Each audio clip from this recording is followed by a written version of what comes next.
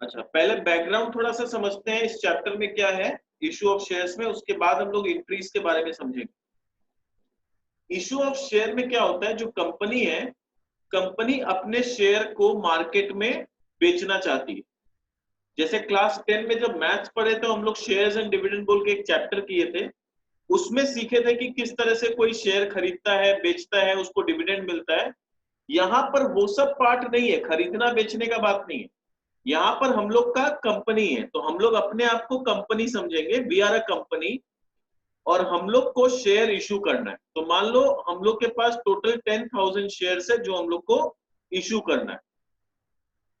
अब ये शेयर को इशू करना है और एक शेयर का दाम मान लो 10 रुपये है, तो मेरे पास ऑप्शन है कि हम इसको एट पार इशू कर सकते हैं, यानी 10 रुपया में पब्लिक को बेच सकते हैं, या फिर एट प्रीमियम कर सकते हैं, यानी 10 प्लस प्रीमियम एक्स्ट्रा 10 रुपया से ऊपर। सर ये प्रीमियम कितना बड़ा हो सकता है? ये प्रीमियम कितना भी हो सकता है। हम 10 रुपए का शेयर को 1000 रुपया में इशू कर सकते हैं, 990 रुपया प्रीमियम, कुछ भी हो सकता है, एनी अमाउंट, कोई रेस्ट्रिक्शन नहीं है, प्रोवाइडेड पब्लिक खरीदने के लिए इंटरेस्टेड होना चाहिए। So there is no limit to the number amount of premium. तो हम 10 रुपया का शेयर को जितना रुपया में हम चाहे उतना बेच सकते हैं, खाली बाजार में खरीदार मिलना चाहिए। तो अब आता है जनरली कंपनी क्या करती है। कंपनी ये 10 रुपया जब कलेक्ट करने आती है तो एक बार में नहीं मांगती है, कंपनी इसको कलेक्ट करती है अलग अलग इंस्टॉलमेंट वाइज। तो पहला इंस्टॉलमेंट जो होता है उसको हम लोग क्या बोलते हैं, एप्लीकेशन। दूसरा इंस्टॉलमेंट जो होता है इसको हम लोग बोलते हैं अलॉटमेंट। और तीसरा जो इंस्टॉलमेंट होता है, तीसरा हो चौथा हो जो भी हो, उसको कॉल्स बोला जाता है। तो अगर मान लो ये तीसरा इंस्टॉलमेंट है तो इसको बोलेंगे हम लोग फर्स्ट एंड फाइनल कॉल, इसका नाम हो जाएगा फर्स्ट एंड फाइनल कॉल। पर मान लो अगर इसके बाद एक कॉल और करता है कंपनी, 4 इंस्टॉलमेंट में डिवाइड करता है, तो इसको हम लोग सिर्फ फर्स्ट कॉल बोलेंगे, इसको फिर बोलेंगे सेकेंड एंड फाइनल कॉल। तो जनरली 4 इंस्टॉलमेंट से बेसिक कंपनी नहीं करता, पर ऐसा कोई कंडीशन नहीं है कि नहीं कर सकता है, कंपनी चाहे तो 10 इंस्टॉलमेंट में भी ब्रेक कर सकता है। पर अगर मैं प्रैक्टिकली बात करूं तो आजकल क्या होता है, कंपनी इंस्टॉलमेंट में जाता ही नहीं है, खाली एप्लीकेशन और उसके बाद अलॉटमेंट, काम खत्म। कॉल्स का चक्कर में कंपनी नहीं जाता है। अब क्वेश्चन आता है एप्लीकेशन क्या होता है, अलॉटमेंट क्या होता है।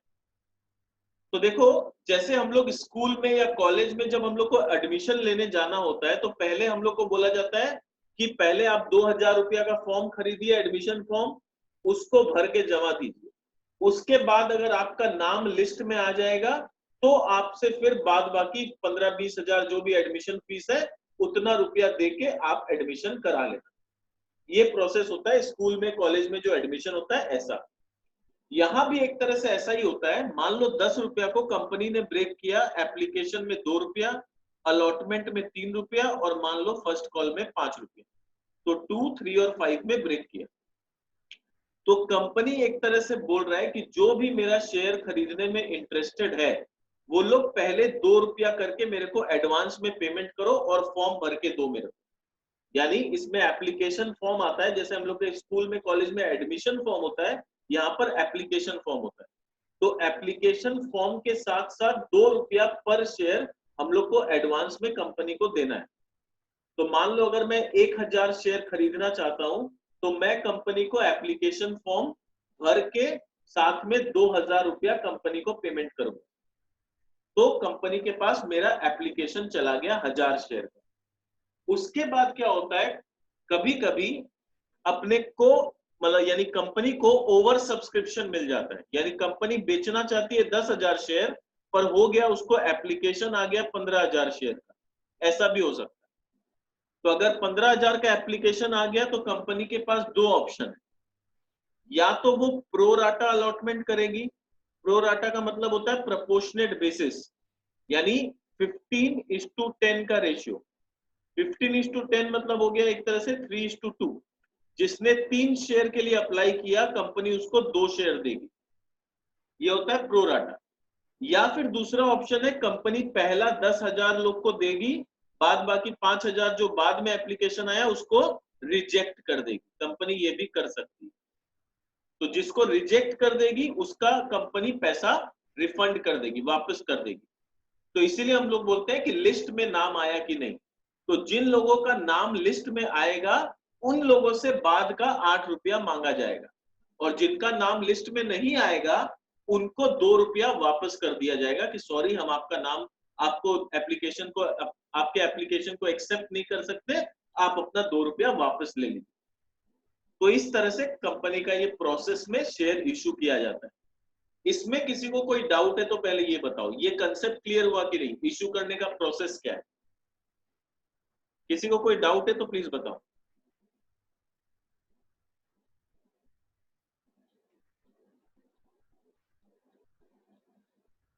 क्या हुआ, रिप्लाई करो।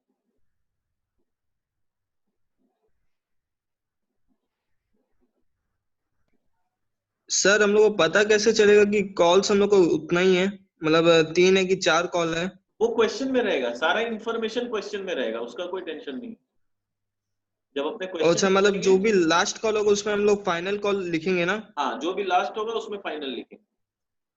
वो फर्स्ट ठीक एंड है सर। फाइनल हो सकता है, सेकंड एंड फाइनल हो सकता है, या थर्ड एंड फाइनल हो सकता है, कुछ भी हो सकता है। ठीक है, और कोई डाउट नहीं है। अब हम लोग आते हैं जर्नल एंट्री के तरफ। ठीक है, तो अभी हम लोग बुक से पढ़ेंगे और देखिए समझ में आता है कि नहीं।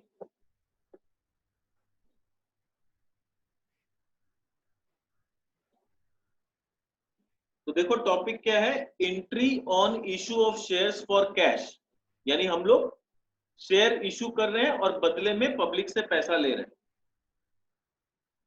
ऐसा भी होता है कभी कभी कि हम लोग बार्टर सिस्टम करते हैं, तो पब्लिक से पैसा नहीं लेते हैं, शेयर के बदले हम लोग कोई और सामान खरीदते हैं, तो वो बाद का टॉपिक है, वो बाद में देखेंगे।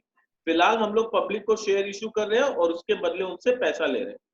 तो entries on receiving application, the application money must be deposited by the company in a scheduled bank, यानी जब शेयर इशू होता है तो ये पैसा कलेक्ट करने के लिए एक अलग से स्पेशल अकाउंट खोला जाता है कंपनी का, और सारा रुपया उसी अकाउंट में जमा होना चाहिए। कंपनी का करंट अकाउंट भी होता होगा, पर वो डे टू डे वाला अकाउंट में ये पैसा जमा नहीं होता है। इस पर्पस के लिए एक अलग से स्पेशल बैंक अकाउंट खोला जाता है ताकि सारा रुपया उस अकाउंट में जमा हो। नहीं तो क्या होगा, कस्टमर का पैसा, शेयर होल्डर का पैसा, एप्लीकेशन का पैसा सब एक में मर्ज हो जाएगा, तो हिसाब गड़बड़ हो जाएगा। इसलिए अलग से एक फ्रेश बैंक अकाउंट खोलेंगे और जितना भी रुपया अपने को मिल रहा है सारा उसी अकाउंट में जमा होना चाहिए। The following entry is made by the company on receiving the application, और जब एप्लीकेशन रिसीव होता है तो कंपनी ये एंट्री करता है। पहला एंट्री हुआ bank account debit to share application account, application money received on this much share at the rate of इतना ईच, ऐसे करके एंट्री करेंगे। तो जब हम लोग को एप्लीकेशन का पैसा मिल रहा है उस समय एंट्री क्या हो रहा है, bank account debit to share application. Better होगा अगर क्वेश्चन में दिया हुआ है इक्विटी शेयर तो लिख देंगे इक्विटी शेयर एप्लीकेशन, अगर कुछ नहीं दिया है तो कोई बात नहीं, पर इक्विटी शेयर अगर दिया हुआ है तो फिर इक्विटी शेयर एप्लीकेशन लिखेंगे। Number 2, application money is a part of share capital of the company, and as such, when the directors allot the shares, the share application money is transferred to share capital account. For this, the following journal entry is passed. और फिर क्या होता है, जिन लोगों का application directors लोग accept करना चाहते हैं उनका एप्लीकेशन मनी को कैपिटल अकाउंट में ट्रांसफर किया जाता है, और जिन लोगों का हम एक्सेप्ट नहीं करना चाहते हैं उनको हाथों हाथ रिफंड कर दिया जाता है। तो सेकंड एंट्री क्या होगा एप्लीकेशन मनी का, share application account debit to share capital. ठीक है, जिन लोगों का मैंने पैसा एक्सेप्ट कर लिया है उसका एंट्री होगा share application account debit to share capital. Point number 2 देखो, sometimes the directors do not allot any shares to some of the applicant, the application money of such applicant is return to them. तो जिनका application हमने accept नहीं किया है उनका पैसा हम उनको रिफंड कर देते हैं। तो रिफंड जब करते हैं उस समय एंट्री आता है share application account debit to bank account. Clear, समझ में आ गया? तो जिनका हम एक्सेप्ट कर लेंगे उसका एंट्री होगा share application to share capital account, और जिनको हमको रिफंड करना है उसका रिवर्स एंट्री कर देंगे share application account debit to bank. तो एप्लीकेशन में ये 3 पॉसिबल एंट्री हो सकता है। पहला पैसा रिसीव करने का, दूसरा या तो एक्सेप्ट करेंगे या तो रिजेक्ट करेंगे। जो एक्सेप्ट करेंगे वो शेयर कैपिटल में जाएगा और जो रिजेक्ट करेंगे वो बैंक अकाउंट में जाएगा। डन, तो पहला ब्लॉक कंप्लीट। अब आता है नेक्स्ट अलॉटमेंट। अलॉटमेंट में क्या होता है, एप्लीकेशन में क्या होता था, पहला एंट्री हम लोग बैंक का करते थे क्योंकि एडवांस पैसा मिलता है यहाँ पर अलॉटमेंट से क्या होता है, पहले हम उनसे मांगते हैं और फिर हम लोग को पैसा मिलता है। यानी पहले ड्यू एंट्री पास करना पड़ता है, उसके बाद हमें पैसा रिसीव होता है। तो those applicants who are allotted shares are sent letters of allotment, यानी जिन लोगों का नाम एक तरह से लिस्ट में आ गया है, जिसको हम लोग बोलते हैं, उनको लेटर ऑफ अलॉटमेंट कंपनी भेजती है। यानी कंपनी एक लेटर लिख के भेजती है उनको कि कॉन्ग्रेचुलेशंस, आपका नाम आ गया है हमारे लिस्ट में, आप काइंडली बाकी का इतना रुपया पेमेंट करके अपना शेयर ले लीजिए। इस तरह का एक लेटर जाता है जिसको हम लोग बोलते हैं letter of allotment, in which the number of shares allotted and the amount due on allotment is mentioned। तो उसमें साफ साफ लिखा रहता है कि आपको कितना शेयर अलॉट किया गया है और उसके अगेंस्ट में आपको कितना रुपया पेमेंट करना है।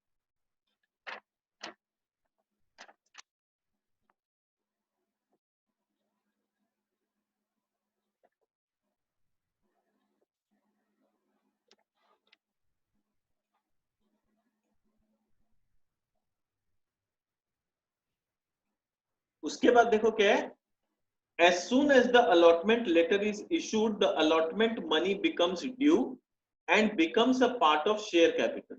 तो एंट्री बन जाता है जब हम लेटर भेजते हैं कि आप इतना रुपया मेरे को काइंडली पेमेंट कर दीजिए, तो उसको बोलते हैं ड्यू एंट्री। तो नेक्स्ट एंट्री आता है share allotment account debit to share capital. तो एंट्री क्या आ जाएगा, share allotment account debit to share capital, the amount due on allotment of इतना shares at the rate of इतना per share। नंबर 4, जब allotment का पैसा मेरे को मिलता है, तो अलॉटमेंट का जब पैसा मिलता है तो एंट्री होता है bank account debit to share allotment account. फिर हम लोग लिखेंगे amount received on allotment on इतना shares at the rate of इतना ईच। तो ये हो गया अलॉटमेंट का 2 एंट्री। तो अलॉटमेंट में 2 एंट्री क्या हो गया, पहला हुआ ड्यू एंट्री यानी share allotment account debit to share capital, और उसके बाद हुआ रिसीव का entry that is bank account debit to share allotment. Similarly first call और सेकंड कॉल का एंट्री होगा। तो यहाँ पर हम लोग सेकंड कॉल नहीं दे रहे हैं, शायद देखते हैं क्या क्या दिया है लोग। फर्स्ट कॉल का फिर से ड्यू एंट्री होगा। So when share holders are inform to pay the first call, फिर उनसे फर्स्ट कॉल का पैसा मांगा जाएगा, तो वो एंट्री होगा share first call account debit to share capital, first call due on इतना shares at the rate of इतना पर शेयर। और उसके बाद जब फर्स्ट कॉल का पैसा मिलेगा तो एंट्री होगा bank account debit to share first call account credit. तो bank account debit to share first call account. देखो बिल्कुल 2-2 का पेयर बन रहा है। एप्लीकेशन में खाली 3 एंट्री हुआ था क्योंकि वहां एक रिफंड का भी केस था। उसके बाद अलॉटमेंट में 2 एंट्री, पहला ड्यू फिर रिसीव, फिर फर्स्ट कॉल में भी 2 एंट्री, पहला ड्यू और फिर रिसीव। सेकंड कॉल में भी फिर 2 एंट्री आएगा, ड्यू और रिसीव का। When shareholders are informed to pay the second call, share second call account debit to share capital, और उसके बाद होगा bank account debit to share second call account. Clear है यहाँ तक? सबका 2-2 पेयर करके एंट्री बन रहा है। किसी को कोई कंफ्यूजन है इसमें एंट्री में? नहीं सर। ओके, इलस्ट्रेशन देखते हैं, उससे क्लियर होगा कि क्वेश्चन में इंफॉर्मेशन हम लोग को कैसे पता चलेगा। तो यहां देखो क्या बोल रहा है, Pawan limited invited application for 30,000 shares at the rate of 10 each। Payment were made as follows, यानी 10 रुपया का शेयर था, तो हम लोग अपने कन्वीनियंस के लिए इसको इस तरह से लिख लेंगे ताकि हम लोग को बार बार क्वेश्चन रीड ना करना पड़े। तो payment was made as follows, application में 3 रुपया, अलॉटमेंट में 3 रुपया, 2 रुपया फर्स्ट कॉल में और 2 रुपया सेकंड कॉल में। ठीक है, तो अपने पास पूरा 10 रुपया का हिसाब हो गया, 6 4 10। All the shares were applied, यानी पब्लिक ने सारे शेयर्स के लिए अप्लाई किया है।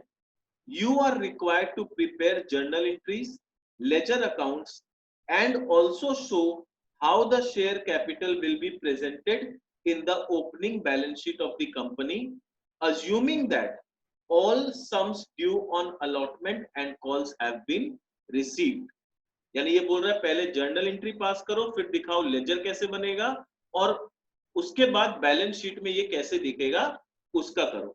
अज्यूमिंग कि सारा पैसा मिल गया, कोई भी डिफॉल्ट नहीं हुआ। कभी कभी क्या होता है, कुछ लोग बाकी का पैसा नहीं दे पाते हैं तो उसको डिफॉल्टर्स बोलते हैं, तो अभी हम लोग बाद में सीखेंगे डिफॉल्टर वाला केस। अभी पहले देखते हैं सारा पैसा मिल गया तो क्या एंट्री होगा।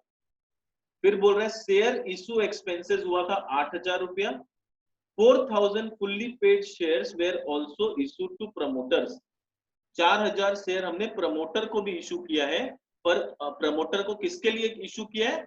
फॉर देयर सर्विस, यानी प्रमोटर से कोई पैसा नहीं मिला है हम लोग को, प्रमोटर ने कंपनी को खड़ा करने का मेहनत जो किया है उसके अगेंस्ट में उनको 4,000 शेयर गिफ्ट किया गया एक तरह से। तो एंट्री क्या होगा? हम लोग को पहला इंस्टॉलमेंट एप्लीकेशन में कितना करके मिल रहा है? 3 रुपया करके मिल रहा है। तो पहला एंट्री हो गया bank account debit to equity share application. कितना शेयर था? 30,000 शेयर था। तो यहां पर ब्रैकेट में लिखते रहना तो अपने लोग का कंफ्यूजन नहीं होगा। 30,000 इंटू 3, तो bank account debit to equity share application 90,000 रुपए। उसके बाद equity share application account debit to equity share capital 90,000 रुपए। तो किसी को कोई रिफंड विफंड करने का कोई केस नहीं था, तो एप्लीकेशन में ये 2 एंट्री हो गई। तो देखो पहला इंस्टॉलमेंट का ये 2 एंट्री कंप्लीट हो गई। नेक्स्ट इंस्टॉलमेंट होता है अलॉटमेंट। तो अलॉटमेंट का भी 2 एंट्री बनेगा। Equity share allotment account debit to equity share capital. ठीक है, कितना? 30,000 शेयर पे 3 रुपया करके 90,000 रुपया। अलॉटमेंट का भी अपने को पैसा मिल गया, bank account debit to equity share allotment 90,000 रुपया। तो अलॉटमेंट का भी 2 एंट्री अपना कंप्लीट हो गया। तो 2 इंस्टॉलमेंट का काम कंप्लीट। उसके बाद फर्स्ट कॉल का 2 एंट्री। कितना रुपया मिलने का बात था? 2 रुपया करके। तो equity share first call account debit to equity share capital, first call due on 30,000 shares at the rate of ₹2 per share, 60,000 rupees. और फिर bank account debit to equity share first call पूरा 60,000 रुपीज। तो first call का भी 2 entry अपना complete हो गया। फिर फाइनल कॉल का 2 एंट्री आएगा।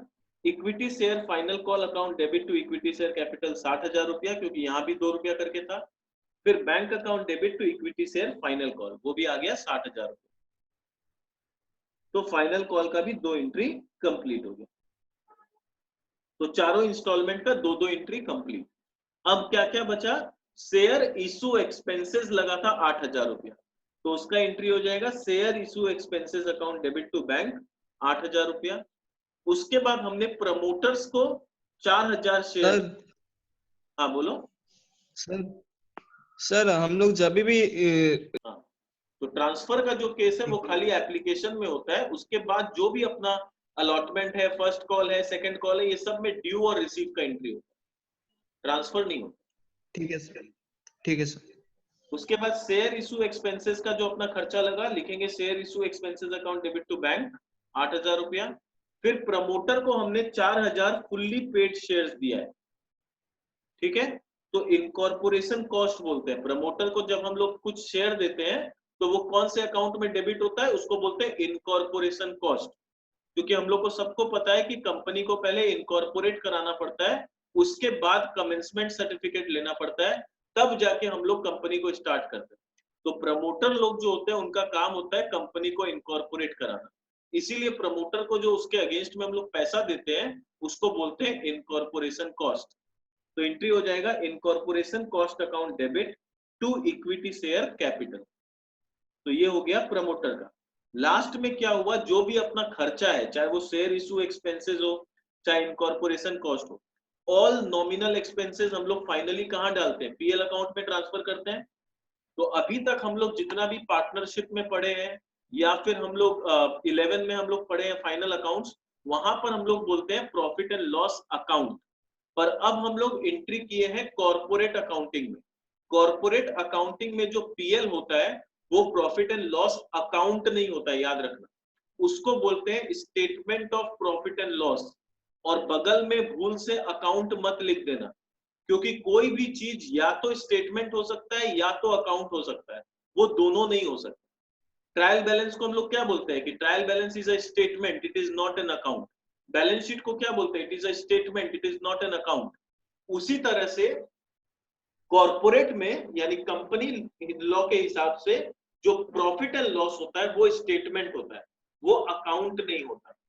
ठीक है, तो इसीलिए हम लोग बोलते हैं statement of PL. Account word मत लिख देना बगल में। तो यहां पर statement of PL debit to share issue expenses 8,000 रुपया, टू इनकॉर्पोरेशन कॉस्ट 40,000। क्लियर? समझ में आ गया कैसे करना है एंट्री? नोट में देखो क्या लिखा है। The entry for receiving share application money is passed first, and the entry for transferring the application money to share capital account is passed thereafter. This is done because cash received first and allotment is made afterwards. क्योंकि application money जो होता है वो हम लोग advance में लेते हैं, इसीलिए वहां पर रिसीव का एंट्री पहले आता है, ट्रांसफर का एंट्री बाद में आता है। पर इन केस ऑफ अलॉटमेंट हुआ, फर्स्ट कॉल हुआ, सेकंड कॉल हुआ, the entry for transferring the same, ये लोग ट्रांसफरिंग बोल रहे हैं पर इसको ट्रांसफरिंग नहीं बोलते, इसको ड्यू एंट्री बोलते हैं। तो एंट्री फॉर ड्यू जो होता है, ड्यू एंट्री जो होता है, उसको पहले किया जाता है। In share capital account is made first when the resolution is passed and the entry for receiving the money from the share holder is made afterwards, as the money from share holder is received only afterwards। ठीक है, तो खाली application में receive का entry पहले आता है, transfer का एंट्री बाद में आता है। बाद बाकी जो भी इंस्टॉलमेंट्स है उसमें पहले ड्यू एंट्री आएगा, जिसको ये लोग ट्रांसफरिंग बोल रहे हैं, और उसके बाद रिसीव का एंट्री आएगा। ठीक है, क्लियर? हाँ सर। हाँ भैया। अब नोट नंबर 3 देखो। In case nothing is mentioned regarding the class of shares issued, मान लो क्वेश्चन में कुछ नहीं बताया है कि जो शेयर हम इशू कर रहे हैं वो इक्विटी शेयर है या प्रेफरेंस शेयर है, दो तरह का शेयर होता है। There are always treated as equity share, तो हम लोग हमेशा उसको इक्विटी शेयर ट्रीट करेंगे।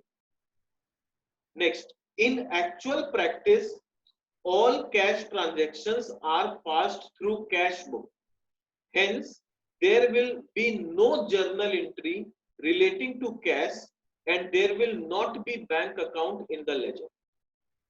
ठीक है, यानी हम लोग जितना भी है सारा हम लोग क्या करते हैं, कैश बुक से पास करते हैं। तो इसीलिए जब हम लोग लेजर बनाते हैं, अभी जैसे यहाँ बैंक अकाउंट दिख रहा है, पर प्रैक्टिकली जब होता है ना तो कैश बुक में एक बार हम एंट्री कर दिए तो फिर बैंक अकाउंट अलग से बनाने का जरूरत नहीं है, क्योंकि हम लोग सबको ही जानते हैं कि cash book is journal cum ledger, कि वो जर्नल भी है लेजर भी है, तो अलग से फिर बैंक अकाउंट बनाने का जरूरत नहीं है।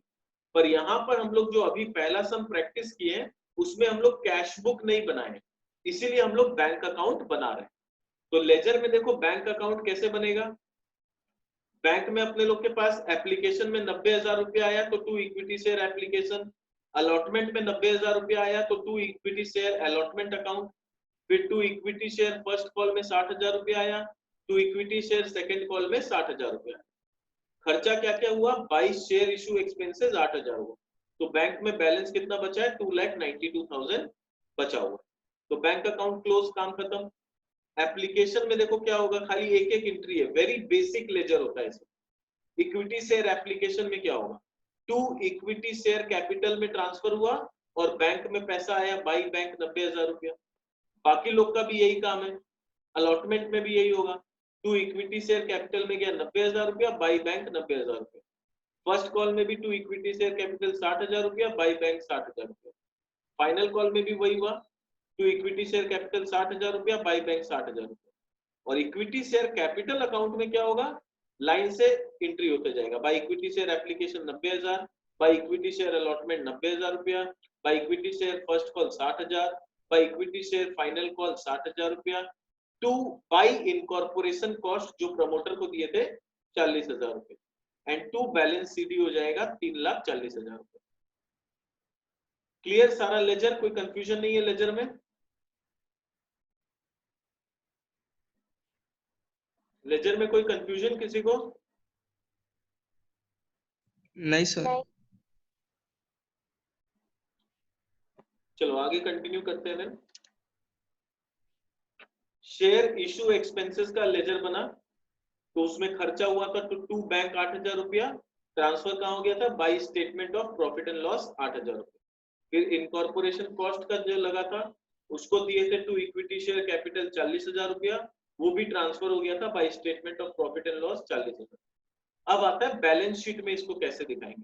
तो बैलेंस शीट का फॉर्मेट हम लोग को याद करना पड़ेगा, फाइनल अकाउंट्स बोल के एक चैप्टर है वहां से। फिलहाल के लिए देखो इसको दिखाते कैसे हैं। लिखेंगे extract of balance sheet of Pawan limited as eight.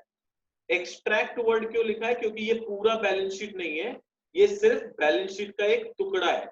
हम लोग पूरा बैलेंस शीट नहीं बना रहे, खाली दिखा रहे हैं कि ये एंट्री बैलेंस शीट में कैसे दिखेगा। तो रोमन 1 लिखेंगे, उसके ऊपर आएगा, उसके बगल में आएगा इक्विटीज एंड लायबिलिटीज, उसके अंदर शेयर होल्डर्स फंड, उसके अंदर ए लिख के लिखेंगे शेयर कैपिटल। नोट 1 देंगे और टोटल शेयर कैपिटल कितना का था? 3,40,000 रुपए। इसका डिटेल हम लोग को नोट्स बना के देना पड़ेगा। नोट टू अकाउंट्स बनाएंगे। नंबर 1 शेयर कैपिटल, उसके अंदर लिखेंगे पहले ऑथराइज्ड। ऑथराइज्ड का हम लोग को क्वेश्चन में कुछ नहीं बोला हुआ है कि कितना शेयर ऑथराइज्ड, तो हम लोग ब्लैंक कर देंगे। लिखना जरूरी है। सर ऑथराइज नहीं दिया है तो हम नहीं लिखेंगे, नहीं लिखेंगे का हम लोग के पास कोई ऑप्शन नहीं है। हम लोग को फॉर्मेट में ऑथराइज्ड लिखना ही पड़ेगा। अगर डेटा अवेलेबल है तो वेरी गुड, नहीं अवेलेबल है तो ब्लैंक छोड़ देंगे, जैसे ये लोग छोड़े। तो authorised dash number of shares at the rate of dash each, फिर issued subscribed and fully paid up 34,000 equity shares of ₹10 each. पर इसका सारा का तो रुपया मिला नहीं है, 4,000 शेयर तो हमने फ्री में दिया है, एक तरह से पैसा तो आया नहीं है। तो यहां लिखना पड़ेगा of the above shares 4,000 shares are allotted as fully paid up pursuant to contract without payment being received in cash। यानी 4,000 शेयर हमने ऐसा इशू किया है जिसके बदले हमें किसी तरह का कोई पैसा नहीं मिला है। तो टोटल 3,40,000 का शेयर कैपिटल जरूर है, पर पैसा हम लोग को सिर्फ 3 लाख शेयर का ही मिला है। ठीक है, नोट देखो क्या लिखा है, as per ISC guidelines even if authorised या issued capital is not given in the question it has to be shown in the notes to account. देखो साफ साफ आईएससी बोल दिया है, क्वेश्चन में नहीं भी दिया रहेगा तो भी हम लोग को तो दिखाना पड़ेगा। क्लियर? तो ये था issue of share at par, यानी शेयर को जब एट पार हम लोग इशू करते हैं तो किस तरह से हम लोग एंट्री करते हैं। टोटल देखो अगर 4 इंस्टॉलमेंट है तो टोटल 8 एंट्री आएगा। तो ये वाला सेशन में हम लोग एट पार का ही कर रहे हैं, इतना ही कर रहे हैं। मैं तुम लोग को एक क्वेश्चन होमवर्क दे रहा हूं, तुम लोग उसको ट्राई करना। फिर नेक्स्ट सेशन में हम लोग स्टार्ट करेंगे issue of share at premium. ठीक है, टॉपिक बाय टॉपिक करेंगे, कोई गड़बड़ी नहीं है। हाँ बोलो सर, ऑथराइज शेयर क्या होता है? ऑथराइज शेयर कैपिटल होता है कि कंपनी जब फॉर्म हुआ है तो वो आरओसी से परमिशन लेता है कि मेरे को हो सकता है 1 करोड़ रुपया टोटल कैपिटल का जरूरत पड़े। तो आरओसी उसका पूरा बिजनेस प्लान और ये सब देख के उसको एक परमिशन देता है कि ठीक है आप टोटल इतना रुपया कैपिटल लगा सकते हो या शेयर बेच के उठा सकते हो। वो होता है ऑथराइज्ड कैपिटल। पर जरूरी नहीं है कि जितना रुपया का मैंने परमिशन लिया है सारा रुपया मेरे को आज ही जरूरत पड़े। तो मे भी हो सकता है मेरे को ऑथराइज था 1 लाख शेयर इशू करना, पर अभी मेरे को सारा रुपया का जरूरत नहीं है तो हम खाली 30,000 शेयर इशू किए। तो ऑथराइज्ड कैपिटल में आ जाएगा 1 lakh equity shares of ₹10 each. Issued subscribed and fully paid up में लिखेंगे 34,000 इक्विटी शेयर्स ऑफ 10। समझ में आया? ठीक है सर। ओके चलो अब एक क्वेश्चन दे रहा हूं, इसको अपने आप ट्राई करना।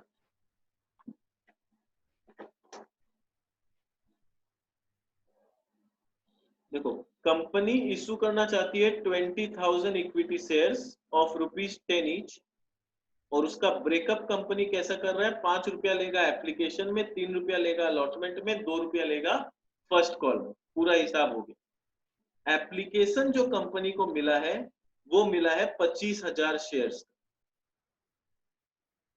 और कंपनी डिसाइड करता है कि 5,000 शेयर का पैसा वो रिफंड कर देगा।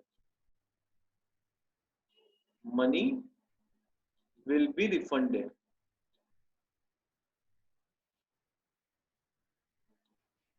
ठीक है, बाद बाकी all the money was received on time, all the calls were made and money was received. ठीक है, तुम लोग को क्या क्या करना है, जर्नल एंट्री सारा पास करना है, फिर लेजर बना के दिखाना है सबका, और तीसरा बैलेंस शीट में वो कैसे दिखेगा ये करना है। तो ये 3 चीज तुम लोग को करना है इस सम में। क्लियर, यानी जो 3 चीज अभी हम लोग सीखे हैं ये वाले सेशन में, वही 3 चीज हम लोग को करना है। उसके बाद हम लोग जब एट प्रीमियम करेंगे तो फिर हम लोग कैश बुक भी सीखेंगे। अभी बहुत कुछ सीखना है, ये बहुत बड़ा चैप्टर है, आराम से सेशन बाय सेशन धीरे धीरे चलेंगे। बट इंपॉर्टेंट ये है कि पर सेशन जो भी अपने पढ़ाई करेंगे उसका तुम लोग हाथों हाथ प्रैक्टिस करके नेक्स्ट क्लास ज्वाइन करना, वरना क्या होगा, पूरा मिक्सअप हो जाएगा, दिक्कत हो जाएगी। तो आज जैसे ये वाला टॉपिक किए, तुम लोग को आज क्या करना है, पहले तो ये होमवर्क करना है। अगर अभी डायरेक्टली होमवर्क नहीं कर पा रहा कोई बात नहीं, पहले बुक में जाओ, issue of share at par का जितना भी क्वेश्चंस मिल रहा है उसको ट्राई करो सॉल्व करने का। अगर उसमें कोई ऐसा केस आएगा जहां पर कोई डिफॉल्टर आ गया, बोल रहा है इतना का पैसा नहीं मिला, वो सब सम मत देखना। अभी खाली वही सम देखना जिसमें पूरा पेमेंट हम लोग को मिल जा रहा है and issue is at par, वही वाला सम देखना। उसको 1-2 सम्स को पूरा प्रैक्टिस करो, उसके बाद ये वाला होमवर्क करना। ठीक है, उसके बाद जब प्रीमियम करेंगे तो प्रीमियम प्रैक्टिस करना। तो 4-5 में भी 5-6 सेशन लगेगा, टॉपिक बाय टॉपिक करेंगे, एक एक करके कंप्लीट होते जाएगा। पर हाथों हाथ प्रैक्टिस कर लेगा तो समझ में आएगा। अगर वेट करेगा कि पूरा चैप्टर खत्म होने के बाद स्टार्ट करेंगे प्रैक्टिस, तो by the end of the chapter पूरा दिमाग में खिचड़ी हो जाएगा, क्योंकि इसमें बहुत सारा टॉपिक्स है, बहुत कुछ करना है हम लोग। तो जैसे जैसे मैं करा रहा हूँ हाथों हाथ इसको प्रैक्टिस करते रहे। ठीक है, ये क्वेश्चन तुम लोग उतार लिया गया? हाँ भैया। ओके, चलो फिर आज का क्लास यहीं खत्म करते हैं। किसी को कोई पूछना है तो पूछ लो, कोई डाउट या समथिंग।